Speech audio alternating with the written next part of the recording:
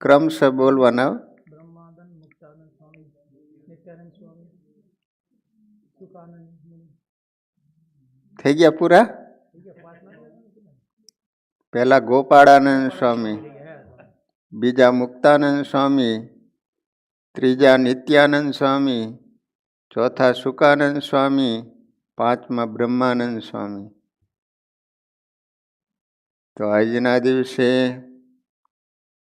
જેમની પરાવાણી એવા સ્વામિનારાયણ ભગવાન અને આ પાંચ નંદ સંતોના ચરણોમાં કરોડો કરોડો વંદન કરીએ કે તમે દાખલો કરી અને આ ભગવાનની પરાવાણી જ્યાં સુધી આ બ્રહ્માંડ રહેશે ત્યાં સુધી આ વાણીના માધ્યમથી અનેક જીવાત્માઓ અક્ષરધામના અધિકારી બનશે. ભગવાનના ભક્તોએ દરરોજ વચનામૃત એક વાંચવું જોઈએ. જ્યાં સુધી વચનામૃત વાંચવાનો અભ્યાસ નહીં હોય ત્યાં સુધી જેમ છે એમ સ્વામિનારાયણ ભગવાનનો યથાર્થ મહિમા તમે નહીં સમજી શકો.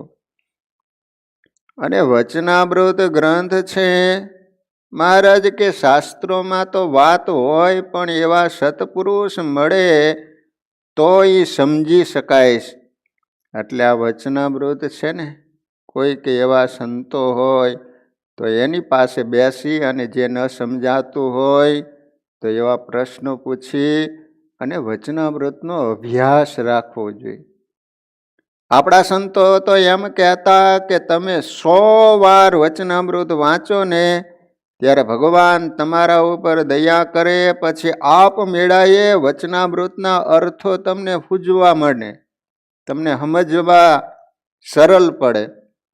કે એક દિવસ એકવાર વચનામૃત વાંચવાથી કાંઈ સમજી ન શકાય, કારણ કે આ તો ભગવાનની પરાવાણી છે.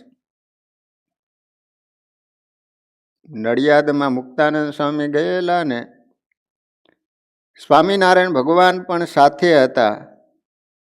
તો ત્યાં વિદ્વાનો બેસવા માટે આવે, સાંભળવા માટે આવે. ભગવાન થોડીક વાર કથા વાર્તા કરે, પછી મુક્તાનંદ સ્વામી કથા વાર્તા કરે. પછી ઓલા વિદ્વાનોએ મુક્તાનંદ સ્વામીને વાત કરી કે સ્વામી તમે જે વાત કરો છો એ તરત સમજાય છે, પણ સ્વામિનારાયણ ભગવાન જે વાતો કરે છે એ અમે સમજી શકતા નથી. મુક્તાનંદ સ્વામી કે હું 40 વર્ષથી ભેગો રહું છું તોય યથાર્થ સમજી નથી શકતો. તો વાલા ભક્તજનો, આજના દિવસે ભગવાને જે સભા કરી તો એ જ વચનામૃત આજના પવિત્ર દિવસે વાંચન કરીશું. સ્વામિનારાયણ હરે સંવંત 1876 માક્ષર સુધી ચતુર્થીને દિવસ 1876 સાલ, અત્યારે 1877 સાલ ચાલે, એટલે 2077 સાલ ચાલે છે, એટલે 201 વર્ષ થયા. માક્ષર સુધી ચતુર્થીને દિવસ શ્રીજી મહારાજ શ્રી ગરડા મધ્યે દાદા ખાચરના દરબારમાં સાધુની જાયગાને વિશે રાત્રિને સમયે પધાર્યા હતા. વચનામૃતનો જન્મ ક્યાં થયો? સાધુની જાયગામાં. સંતો જ્યાં ગઢપુરમાં રહેતા હતા, રાત્રિનો સમય છે, 10 સાડા 10 વાગી ગયેલા છે. મહારાજની પાસે 10-12 હરિભક્તો બેઠેલા છે. એ વખતે સંતોની જાયગામાં કોઈ કીર્તન બોલતો હોય એવો અવાજ સંભળાણો. મહારાજ કહે છે કે કોણ કીર્તન બોલે છે? તો કહે છે કે અવાજ ઉપરથી તો એવું લાગે છે કે બ્રહ્માનંદ સ્વામીનો અવાજ લાગે છે. મહારાજ કે નહીં નહીં નહીં, તમે જઈને બરાબર તપાસ કરો કે કયા સંત કીર્તન બોલે છે. એમાં એક દેવજી ભગત હતા, એને મોકલા, અને એ સંતોની જ્યાં રહેવાનું સ્થાન હશે ત્યાં જઈને આમ બરાબર ખાતરી ન કરી પણ અનુમાન લગાવી અને આવતા રહ્યા. મહારાજને કે બ્રહ્માનંદ સ્વામી જ બોલે છે. મહારાજ કે એમ નહીં, આપણે ખાતરી કરવી છે. ક્યાં સંત કીર્તન બોલે? સ્વામિનારાયણ ભગવાન 10-12 હરિભક્તોને સાથે લઈ અને સંતોનું જે નિવાસ સ્થાન હતો, જ્યાં સંતો રહેતા હતા, ત્યાં રાત્રિના સમયે પધાર્યા તો બરાબર જોયું ને તો બ્રહ્માનંદ સ્વામી નહીં પણ મુક્તાનંદ સ્વામી કીર્તન બોલતા હતા. પછી તો મહારાજ આવ્યા એટલે બધા સંતો ભેગા થઈ ગયા અને મહારાજને બેસવા આસન આપ્યું અને ભગવાને રાત્રિના સમયે ત્યાં જ સભા કરી. સર્વે શ્વેત વસ્ત્ર ધારણ કર્યા હતા અને પોતાના મુખારવિંદની આગળ સાધુ તથા દેશ દેશના હરિભક્તની સભા ભરાઈને બેઠી હતી. પછી શ્રીજી મહારાજે પ્રશ્ન પૂછ્યો છે, સર્વ સાધનમાં કયું સાધન કઠણ છે? ત્યારે સર્વે બ્રહ્મચારી સાધુ તથા ગ્રસ્ત તેમને પોતાની સમજણ પ્રમાણે ઉત્તર કર્યો, પણ ઉત્તર થયો નહીં. જો ઘણી વાર સંતો છે ને જાણી જોઈને જવાબ નથી આપતા. ઘણી વાર તો સંતો જાણતા હોવા છતાં હાવ ઉલટો જવાબ આપે. કારણ શું? સંતોને આવડતું હતું, પણ સંતોને એમ છે કે આ પ્રશ્નનો જવાબ શ્રીજી મહારાજ આપે, મહારાજની વાણી સાંભળવા મળે અને કદાચ આપણે પ્રશ્નનો જવાબ આપીએ તો એના પ્રત્યે બધાને હેત ન હોય. સંભવ છે કે કદાચ એ સંત જવાબ આપે પણ ઘણાઈને તોય સંશય રહે કે સાચું હશે ખોટું હશે. જ્યાં સુધી હેત ન થાય ને ત્યાં સુધી વાત ન મનાય. જેના પ્રત્યે હેત હોય ને એની વાત તરત મનાય. જો ઓલા જુનાગઢની અંદર પાલખ બાંધવાનો હતો તે એક સાધુને આવડે, તે એ સાધુ થોડોક માની તે એ આવે નહીં. ગોપાળાનંદ સ્વામીએ કીધું છતાંય પણ એ સાધુ ન આવ્યો. પછી ગોપાળાનંદ સ્વામીએ કીધું કે એ સાધુને કયા સાધુની સાથે હેત છે? તો કે આ સાધુની સાથે હેત છે. એ સાધુને બોલાવીને કીધું કે ઓલા સાધુને તમે વાત કરો ને, પાલખ બાંધી દે તો કામ આગળ વધે એમ.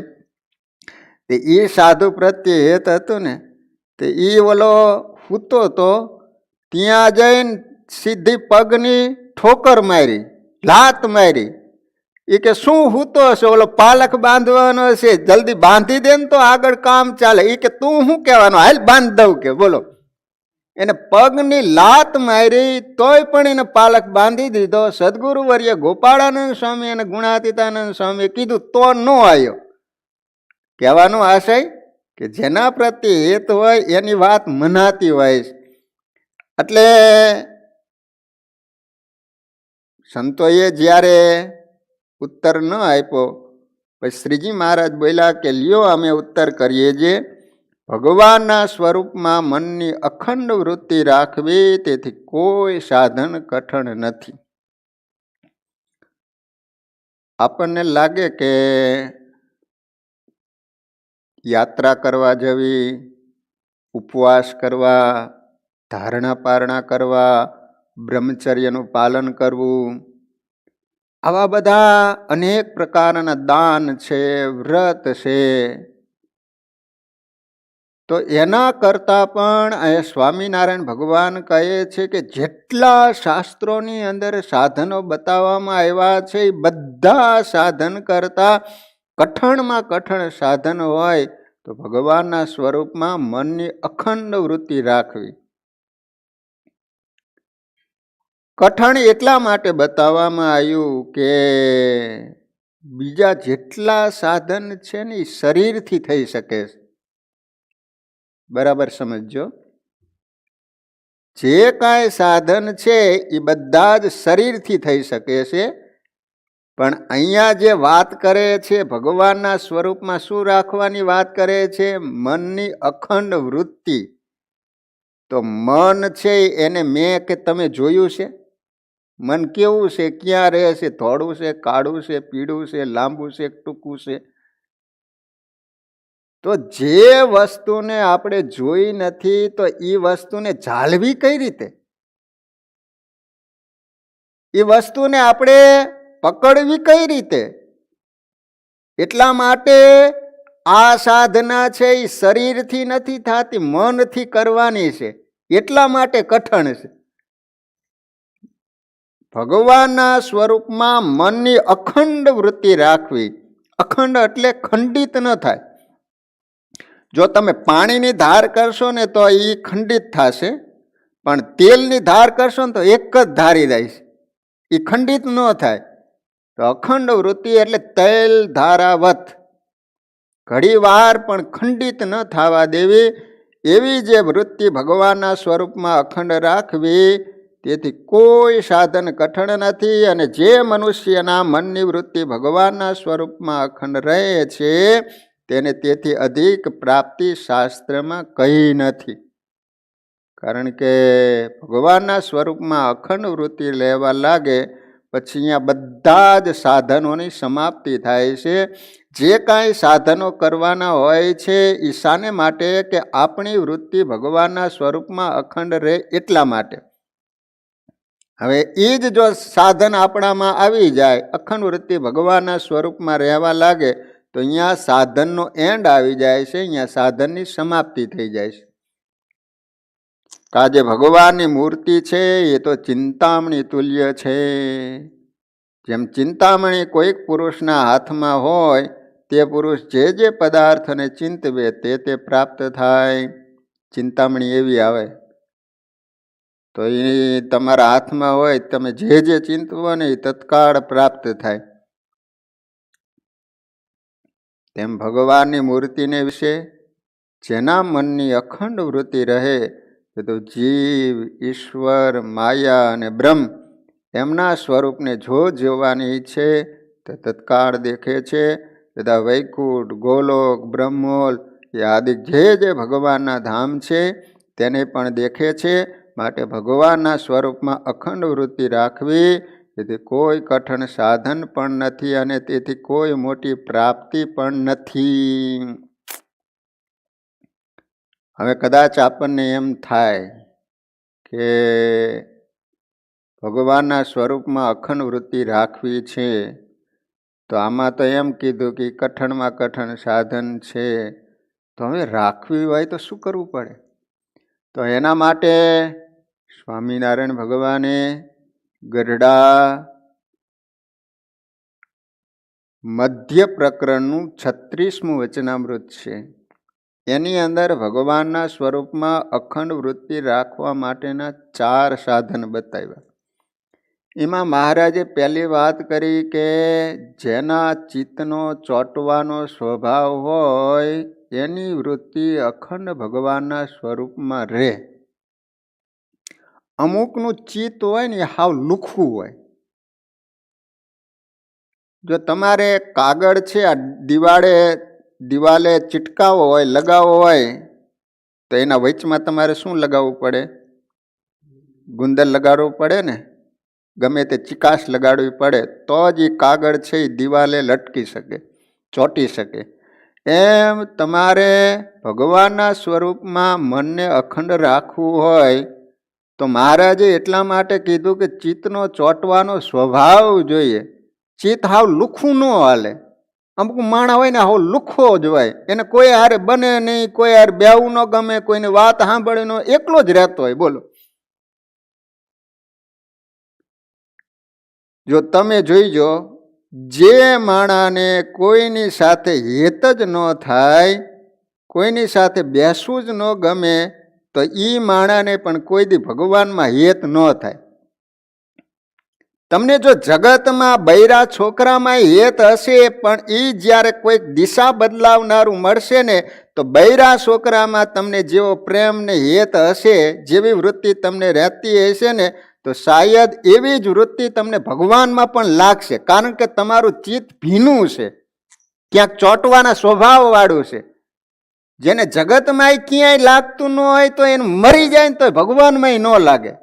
તુલસીદાસ જે હતા એને એની પત્નીમાં કેટલું બધું હેત હતું. એમ કહેવાય છે કે પિયરિયામાં એની પત્ની ગઈ તો તુલસીદાસજી રહી ન શક્યા, તો એની પાછળ ને પાછળ ગયા. તો વચમાં નદી આવતી હતી, રાત્રિનો સમય હતો, એટલી બધી તાલાવેલી એની પત્નીને મળવા માટેની લાગેલી. તો હવે સામા કિનારે જવું કઈ રીતે? રાત્રિના સમયે નૌકાવાળો, હોડીવાળો કોણ હોય અહીંયા? તો એ વખતે કહેવાય છે કે એના હાથમાં એક લાકડું આવ્યું. એ લાકડાને લઈ અને સામા કિનારે ગયા અને સામા કિનારે જઈને બરાબર નીરખીને જોયું ને તે લાકડું નહોતું પણ સબ હતું.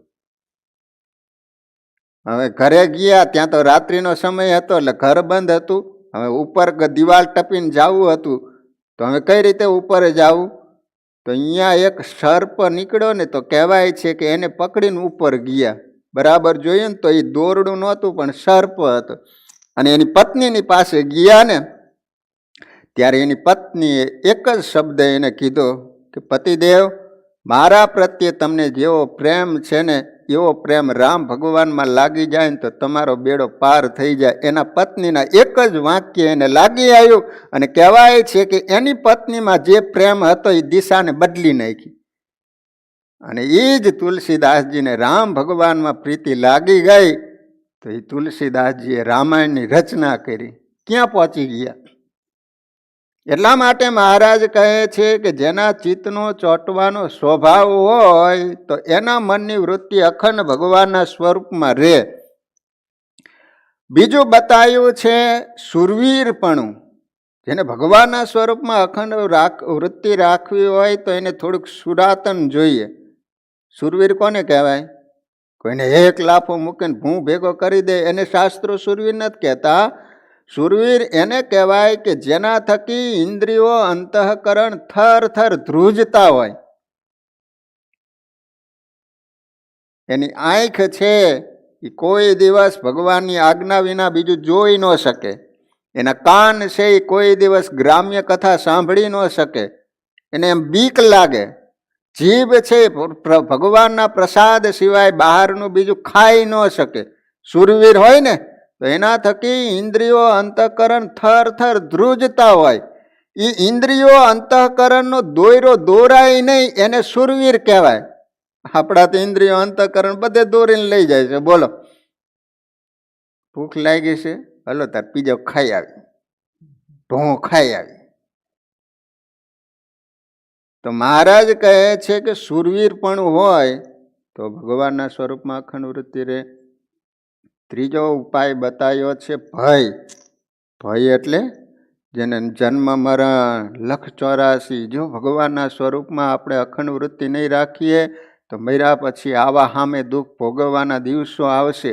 એવો જેને ભય હોય ને તો એ ભયને કારણે પણ ભગવાનના સ્વરૂપમાં અખંડ વૃત્તિ રહે. અને ચોથો વૈરાગ્ય. જેને વૈરાગ્ય હોય ને એની વૃત્તિ ભગવાનના સ્વરૂપમાં અખંડ રહે. જો ત્યાગ અને વૈરાગ્યમાં ફરક છે. ત્યાગ કોને કહેવાય? ઉપરથી માત્ર છોડી દે એનું નામ ત્યાગ કહેવાય. વૈરાગ્ય એને કહેવાય કે જે અંદરથી છૂટી જાય. શું કીધું? જો ગૃહસ્થાશ્રમમાં કદાચ તમે ત્યાગી ન કહી શકાય પણ ગૃહસ્થાશ્રમમાં વૈરાગી થઈ શકાય. જનક રાજા હતા એ ત્યાગી નહોતા. પોતે રાજ્ય કરતા હતા, એને પત્ની બૈરા છોકરા બધું જ હતું ને. એ ત્યાગી નહોતા. અમે ઘર બાર બધું છોડી અને અમે આવતા રહ્યા એટલે અમે ત્યાગી કહી શકાય. પણ ત્યાગ કર્યા પછી વૈરાગી હોય એવું નક્કી નહીં.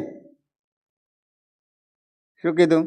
તમારા ગૃહસ્થાશ્રમમાં તમે ત્યાગી ન કહેવાઓ પણ તમારા ગૃહસ્થાશ્રમમાં વૈરાગી તો હોય કે જે અંદરથી છૂટી ગયું હોય, જેને રાગ નીકળી ગયો હોય એનું નામ કહેવામાં આવે છે વૈરાગ્ય. તો એ જેને વૈરાગ્ય હોય તો એને બધું જ આમ નાશવંત દેખાય, એને બીજે ક્યાંય પ્રીતિ ન થાય. એટલે એનું મન છે ને અખંડ ભગવાનના સ્વરૂપમાં રહે. અને એ 36મા વચનામૃતમાં ભગવાને 5મો ઉપાય બતાવ્યો કે જેના ઉપર ભગવાન કે સંત કૃપા કરે તો પછી એને વિના સાધને અખંડ ભગવાનના સ્વરૂપમાં વૃત્તિ રહેવા લાગે. એવા સમર્થ પુરુષ હોય એની તમે કાંઈક સેવા કરી હોય અને રાજી થઈને આશીર્વાદ આપી દે તો તમારી અખંડ ભગવાનના સ્વરૂપમાં વૃત્તિ રહેવા માંડે. એ કચ્છ ભુજમાં ધ્રુફે નામનું ગામ, ત્યાં ઓલા સંતો ગયેલા અને એક બાળક હશે. સંતોને આવ્યા એટલે પૂછ્યું કે તમારે જમવાનું શું? તો કહે છે કાલ તો એકાદશીનો ઉપવાસ હતો, હજી કંઈ મેર પડ્યો નથી. તો એ બાળકને માટે એની મમ્મીએ જે કાંઈ જમવાનું હશે એ તરત જ રોટલા હશે એ સંતોને જોડીમાં આપ્યા અને સંતોને જમાડ્યા. એના મા બાપ તો ગઢપુરમાં દર્શન કરવા માટે ગયા હતા. અને સતાનંદ સ્વામી ને વ્યાપકાનંદ સ્વામી સમર્થ સાધુ હતા. એ બાળકના સંસ્કાર જોયા ને રાજી થઈ ગયા. બાળકને કે માગ માગ, તો કહે છે કે તમને વાલામાં વાલી વસ્તુ હોય એ આપો. તો કે અમને તો વાલા સ્વામિનારાયણ ભગવાન છે, જાત અને આપ્યા. સંતો આટલા જ બોલ્યા ને તો ત્રણેય અવસ્થામાં સ્વામિનારાયણ ભગવાનની મૂર્તિ દેખાવા માંડી. આ બાજુ એના મા બાપ ગઢપુરથી દર્શન કરીને ઘરે આવ્યા. પછી કહે છે કે તમે ભગવાનના દર્શન કર્યા, તમે વર્ણન તો કરો. અને એના મા બાપ બધું વર્ણન કરે ને જ્યાં જ્યાં ભૂલી જાય ને ત્યાં ઓલો બાળક હતો ને એ પૂર્તિ કરે. એના મા બાપ વિચાર કરે છોકરો ઘરે હતો અને આપણે ભગવાનના દર્શન કર્યા અને એ બધી વાત અહીંયા રહ્યો થકો કેમ કરે. ત્યારે એને વાત કરી કે આ રીતે મા સંતો આવ્યા હતા, એને આશીર્વાદ આપ્યા, એને કારણે ત્રણેય અવસ્થામાં અખંડ ભગવાનની મૂર્તિ મને દેખાય છે.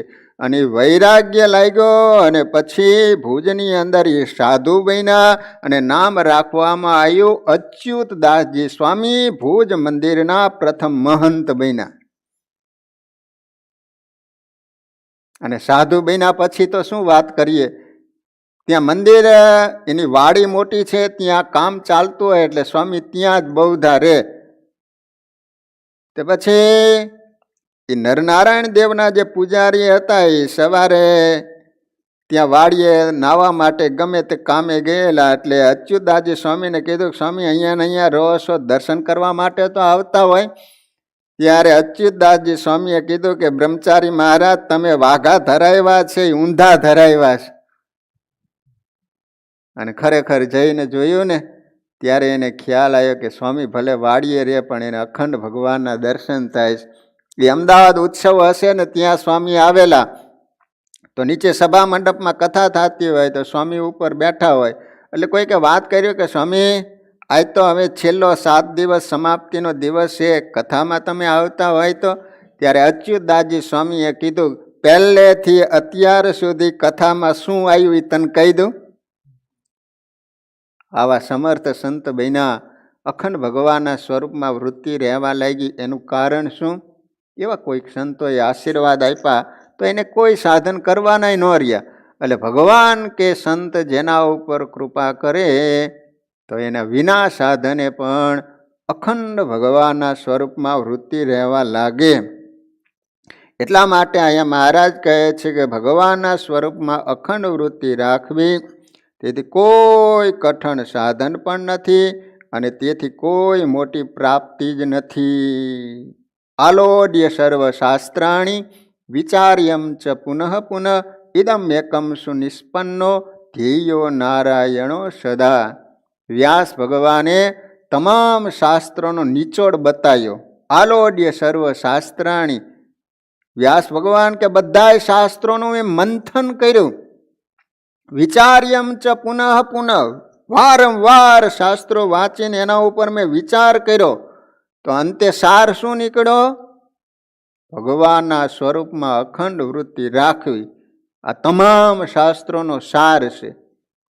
એટલે વાલા ભક્તજનો, સ્વામિનારાયણ ભગવાને આ વચનામૃતની અંદર પહેલા જ દિવસે તમામ શાસ્ત્રોનો નિચોડ, તમામ શાસ્ત્રોનો સાર ભગવાને આ એક પ્રશ્નની અંદર મૂકી દીધો કે બસ મનુષ્ય દેહ મળ્યા પછી આટલું જ કરવાનું છે.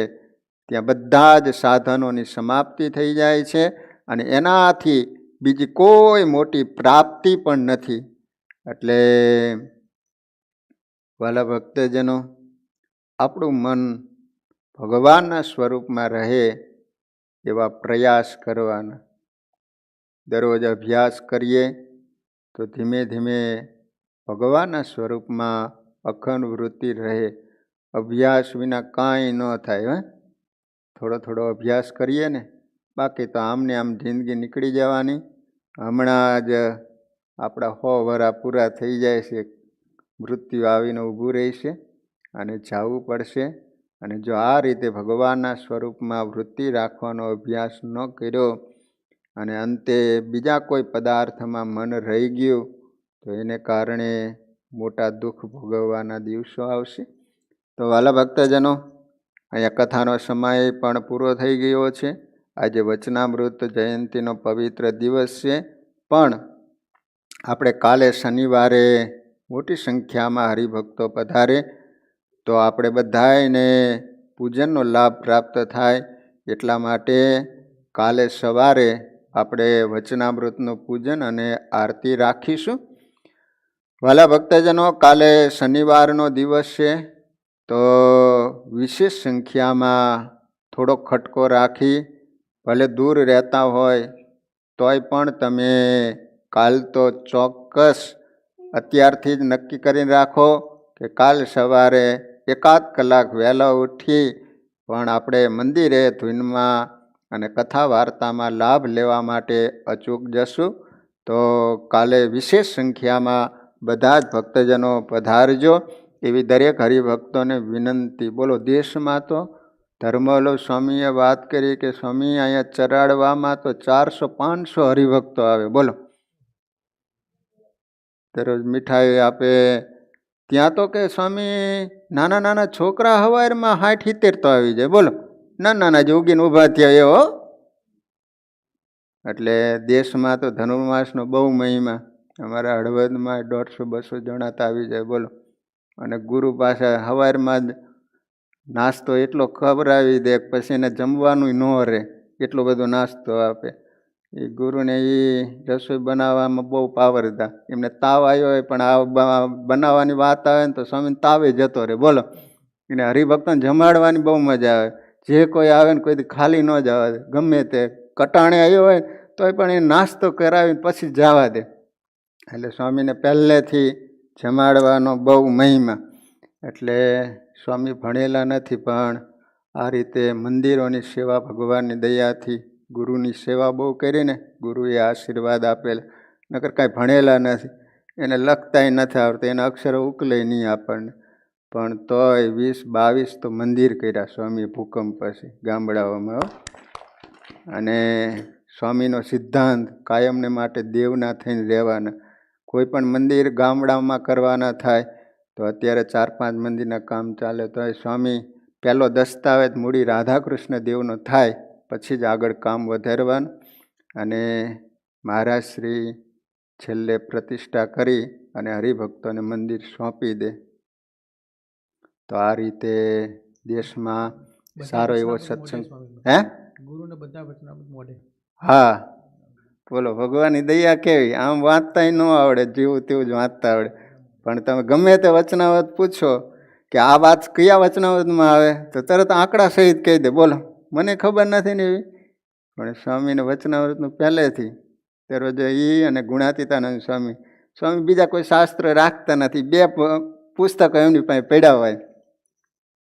એટલે સ્વામી પહેલેથી ગુણાતીતાનંદ સ્વામીની વાતો બહુ ગમે અને વચનામૃત બહુ ગમે.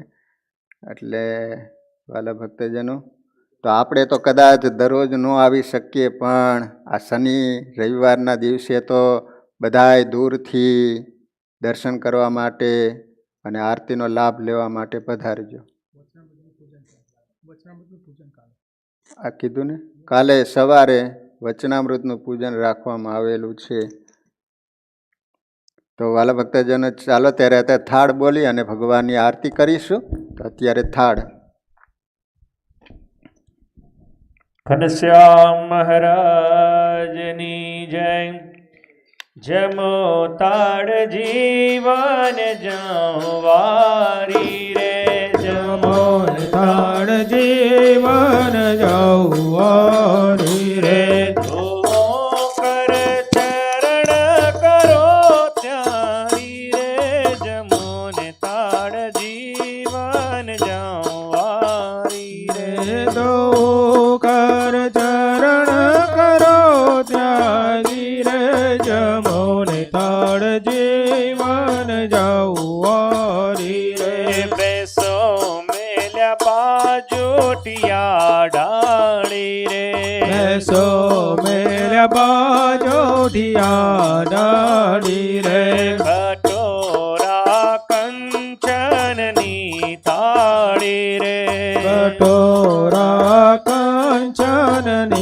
થાળી રે જડે ભર્યા ચંબુ ચોખાડી રે જમોન તાળ જીવન જાઉં વારી રે જડે ભર્યા ચાંબુ ચોખાડી રે જમોન થાળ જીવન જવારી રે કરી કાંઠા ઘઉંની પોળી રે હરી કાંઠા ગૌની પૂરી રે મેલી દૂત સાકરમાં બોળી રે મેલી દૂત સાકરમાં બોળી રે કાઢ્યો રસ કેરીનો ગોળી રે જમોન તાળ જીવન જાવારી રે કાઢ્યો રસ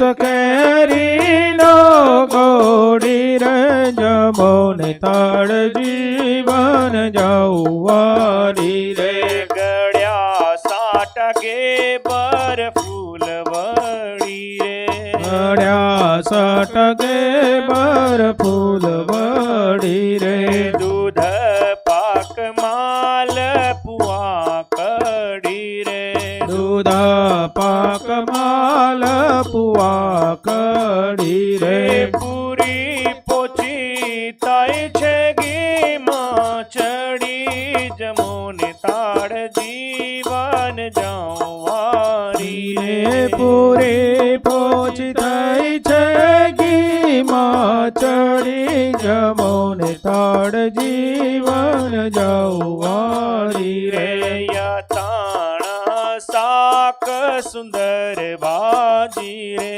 અથાણા શાક સુંદર ભાજી રે લાવે છું તરત કરે તાજી રે આવીશું તરત કરી તાજી રે દહીં ભાત સાકર છે જાજી રે જમોન તાળ જીવન જાવારી રે દહીં ભાત સાકર છે જાજી રે જમોન તાળ જીવન જવારી રે જમોન તાળ જીવન જાવારી રે જમોન તાળ જીવન જવારી રે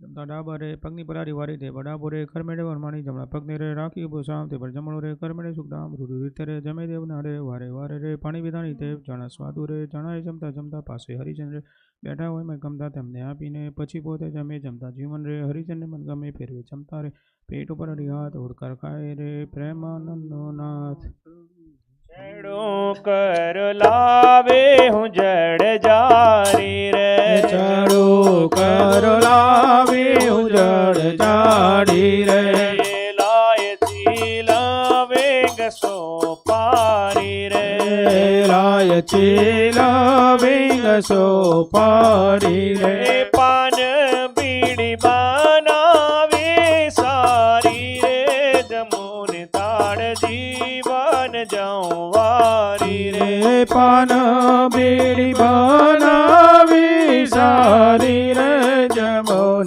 તાળ જીવન જવારી રે મુખ બસ મન ગમતા લઈને રે મુખ વાસ મન ગમતા લઈને રે પ્રસાદી તાળ તણી લઈને રે પ્રસાદી થાળ તણી લઈને રે ગુમાનંદ કહે રાધે તઈને રે જમુન તાળ જીવન જવારી રે ભૂમાનંદ કહે રાજી થઈને રે જમોન તાળ જીવન જવારી રે જમુન તાળ જીવન જવારી રે જમોન તાળ જીવન જવારી રે સ્વામી નારાયણ નારાયણ નારાયણ ઘનશ્યામ મહારાજની જય જય સદગુરુ સ્વામી પ્રભુ જય સદગુરુ સ્વામી સહજાનંદ દયાળુ સહજાનંદ દયાળુ ભગવંત બહુ નામી પ્રભુ જય સદગુરુ સ્વામી ચરણ સરોજ તમારા બંધુ કર જોડે પ્રભુ બંધુ કર જોડે ચરણે શીશ ધર્યાથી ચરણે શીશ ધર્યાથી દુઃખ નાખ્યા તોડી પ્રભુ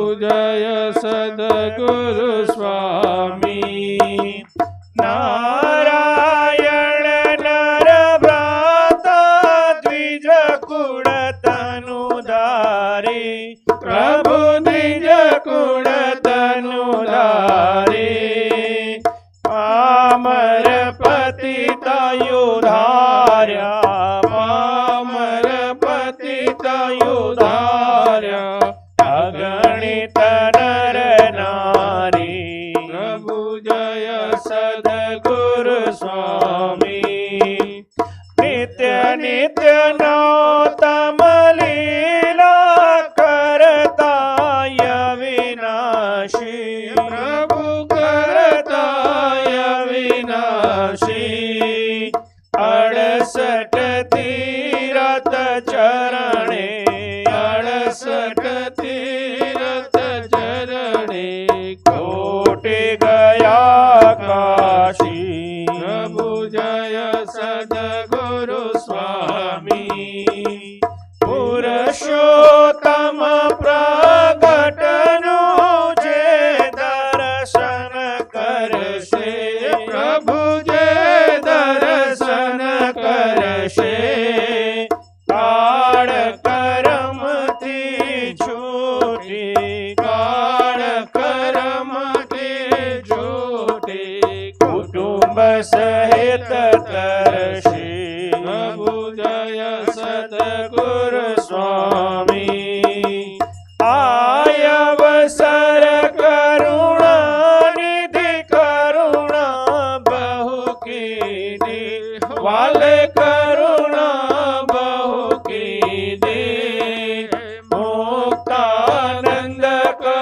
મુક્તિ મુક્તાનંદ કહે મુક્તિ સુગમ કરી સીધી પ્રભુ જય સદગુરુ સ્વામી જય સદગુરુ સ્વામી પ્રભુ જય સદગુરુ સ્વામી સહજાનંદ દયાળુ સહજાનંદ દયાળુ બળવંત બહુ નામી પ્રભુ જય સદગુરુ સ્વામી પ્રભુ જય સદગુરુ સ્વામી પ્રભુ જય સદગુરુ સ્વામી સજાનંદ સ્વામી મહારાજની જય વિશ્વેશ છો સકળ વિશ્વતણા વિધાતા દાતા તમે સકળ મંગલ શાંતિ દાતા માટે તમારું કરુણા નિધિ સત્ય નામ સાષ્ટાંગનાથ તમને કરું પ્રણામ અજ્ઞાન પાશ કરુણા કરે કાપે નાખો નિત્ય પ્રભો તવ પદે મમ વૃત્તિ રાખો ભક્તોનું પાલન કરો પ્રભુ સર્વયામ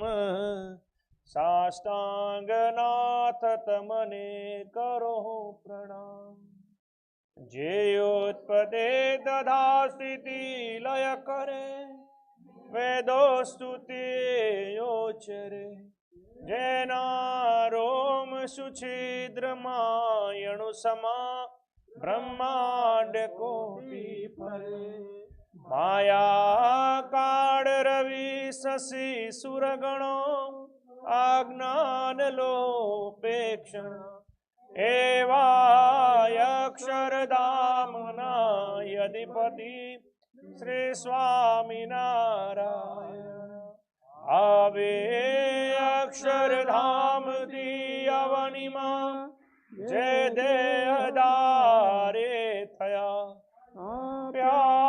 સુખય પાર ભક્ત જનને દિલે ધરીને દયા કીધા ચારુ ચરિત્ર જ્ઞાન કરવા જેણે કરુણા કરી બંધો મંગલ મૂર્તિ ઉરધરી સર્વોપરે શ્રી હરે જન્મ્યા કૌશલ દેશ વેશ બટુનો લઈ તીર્થમાં હે ફર્યા રામાનંદ મળ્યા સધર્મ ચલવ્યો યજ્ઞાદિ મોટા કર્યા મોટા ધામ રચ્યા રહ્યા ગઢપુરે બે દેશ ગાદી કરી અંતર ધ્યાન તયા લીલા હરિતણી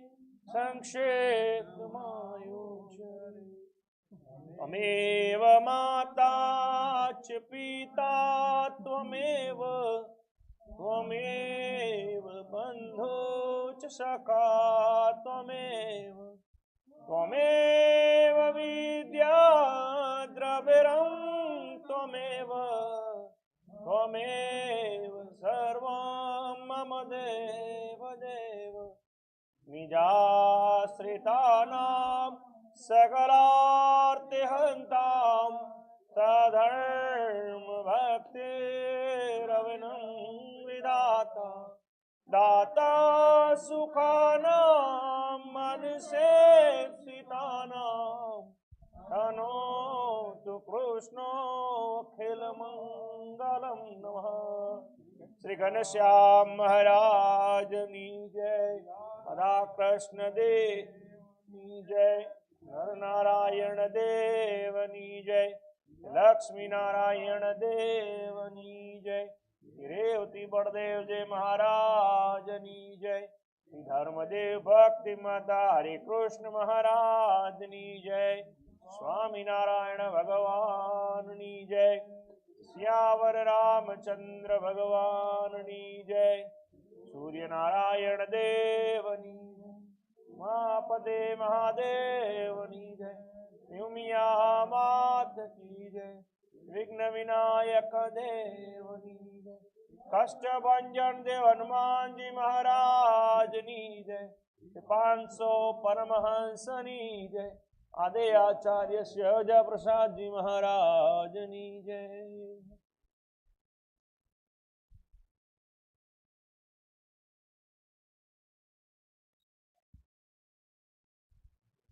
મારા નેણા તણા શણગાર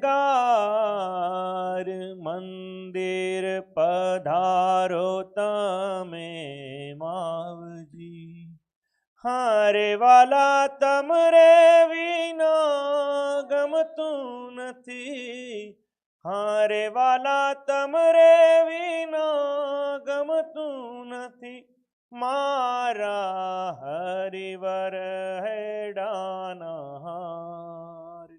મારા નેણા તણા શણગાર મંદિર પધારો તમે માવજી હારે વાલા ચટક રંગેલી પરી ચાખડી હારે વાલા ચટક રંગેલી પરી ચાખડી ઓરા આવો ને પ્રાણયા ધાર રે ઓરા આવો ને પ્રાણયા ધાર રે મારા નેણા તણા શણગાર મંદિર પધારો તમે માવજી હારે વાલા પ્યારી રંગેલી પેરી પાઘડી હારે વાલા પ્યારી રંગીલી પેરી પાઘડી